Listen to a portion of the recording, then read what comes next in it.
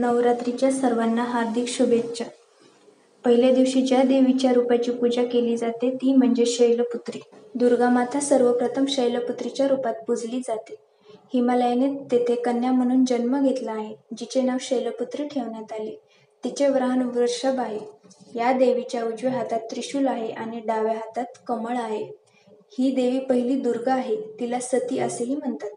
एकदा प्रजापतींनी यज्ञ केले, त्यावेळी त्यांनी सर्वांना आमंत्रित केले, पण शंकराला नाही.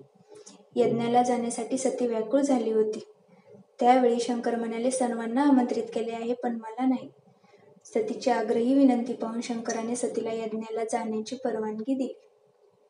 घरी पोचल्यावर तिला आईनेच फक्त आपुलकी दाखवली. बहिणीच्या बोलण्यात उपहासाचे शब्द होते. भगवान शंकराबद्दल तिरस्काराची भावना होती. त्यामुळे सतीला फार त्रास झाला. पतीचा हा अपमान तिला सहन झाला नाही आणि तिने योगाच्या अग्नीने स्वतःला जाळून घेतले. या भयंकर दुःखाने शंकराने त्या यज्ञाचा नाश केला. ती सती पुढील जन्मी शैलराज हिमालयाची कन्या म्हणून जन्माला आली व तिला शैलपुत्री म्हटले जाते. पार्वती आणि हेमवती हे या देवीचे इतर नावे आहेत. शैलपुत्रीचाही विवाह शंकराशी झाला होता. शैलपुत्री शिवाची पत्नी झाली. त्याचे महत्त्व अपरिमित आहे. पूजा कशी करायची नवरात्रीत या देवीची?